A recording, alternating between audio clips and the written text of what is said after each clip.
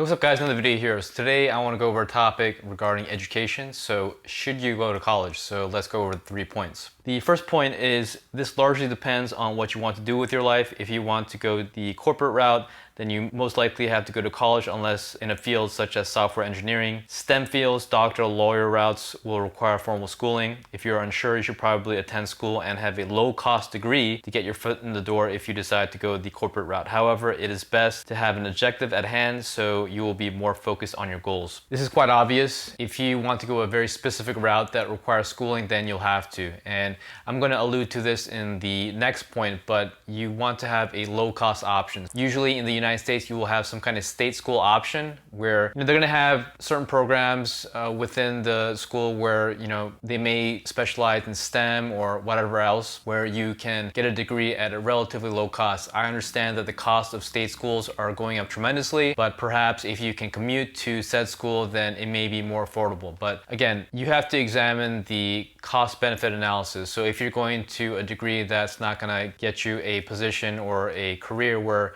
gives you anywhere from 50, 75, 100K of income, then it's not going to be justified. So if you're going to struggle to get an income that will justify the expense of college, then definitely don't do it. So if you go into, for example, bachelor's, master's in something ridiculous like some kind of ethnic studies or something like that, that needs to have a professorship route and you'll have a lot of trouble trying to get positions with that, then definitely don't do it. But if you're going to do something practical, like old people say, do something practical, science, math, finance, accounting, things like that, consulting, IT, software engineering, coding, things like that, then it's justified to the extent, and you may have the social stigma, oh, you didn't go to college, what's wrong with you? So you may want to avoid that as well if you're greatly affected by that, the social stigma of not going to college. But again, if you do have a relatively low cost option that is relatively affordable and the price is justified, if the tuition is justified by the future income that you will earn, then definitely go for it. But again, I'll go over the next point, but I didn't make the mistake of going to a out-of-state school. Again, I don't regret my choice. I did discover powerlifting, which is a passion of mine, but if I did go to a state school, it wouldn't have changed my career or my income trajectory too much. So again, it just kind of saddled me with that. But anyways, it worked out for me. I became a multimillionaire at age 35. But again, the state school versus out-of-state school versus private school, you just have to decide. But again, if you are going a traditional route, there isn't that much difference in between the state schools, but again, it really depends on the cost-benefit analysis. So the second point is, in my own case, if I was logical, I should have gone to my state school as it wouldn't have changed the trajectory of my career and net worth looking back on it. I fell into the prestige trap of attending a top-tier school instead and was saddled with 25 to 30K of student loan debt, which I paid off at age 31. Go to your state school in order to save costs, as tuition is outrageous at private university and for out-of-state public universities. So, if you do go out of state to another public university, the tuition is often possibly 2 to 2.5 to 3 times the cost of an in-state resident. So I really don't suggest that. So again, you don't want to fall into the prestige trap of going to a certain school because of their name and because you don't want to associate with a school within your state. But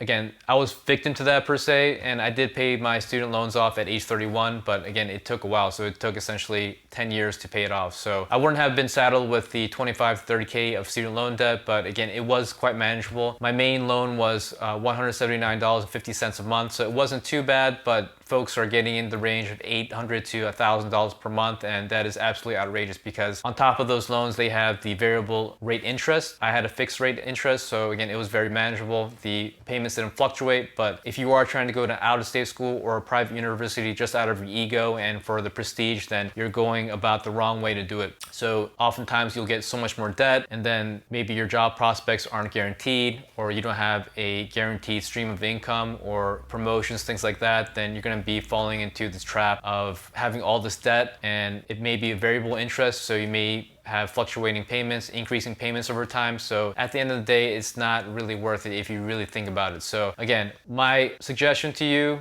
is to go to a state school. And if you have to go to an out-of-state school or private school, try to find one that's reasonable. But again, you have to think with your brain and see if the tuition is justified with the future income that you will earn in the future. And again, it may also be a field where jobs are hard to come by. And again, I'm not suggesting you go to a corporate route or a job route. Again, if you do go that route, then make sure your prospects are fairly good and abundant. However, if you go for a business route, I can argue that you don't have to go to school at all. It is fine, but just keep in mind that not everyone can be a successful businessman or entrepreneur, so just keep that in mind. The success rate is very low. Again, the people who do succeed, like I alluded to in another video, that they are quite loud about their success, but the reality is 90+% of them are not successful and can't pay their bills on time. So keep that in mind. So the third point is, if you're not academically inclined, you can go to a trade school where you can make more than your average salary, but it may depend on physical labor where you can't continue if your body fails you or you get physically injured. Also, software engineers can bypass this by not getting a formal degree if said person can perform well during the technical interview. So I want to use my friend as an example. So I have a very good friend that he did get unrelated degrees that weren't pertaining to software engineering or coding or anything like that, but he did train himself. He went to boot camp and he trained himself and got a lower paying position, and he worked up to a very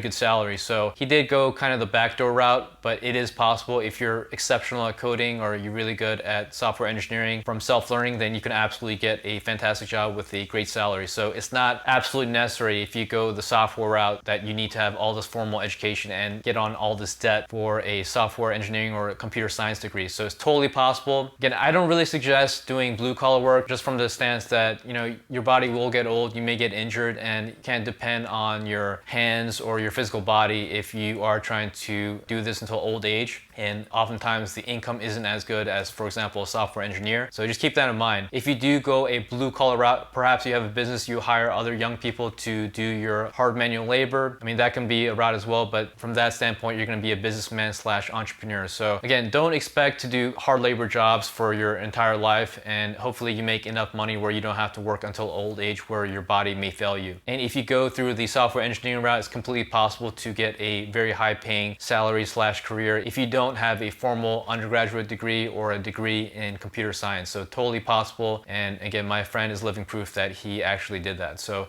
anyways, hopefully these 3 points help you guys. Just keep in mind when you're thinking about your future to do a cost benefit analysis, please do something practical per se and get your income up, get your investing up. And if you are interested in my book, it describes how I became a multimillionaire at age 35 by only having a salary position of 40K to 81.5K from the ages of 22 to 35. It goes over income, expenses, and more importantly, investing. So please check out the Amazon link below if you are interested. So that's it, guys, and stay tuned for the next video.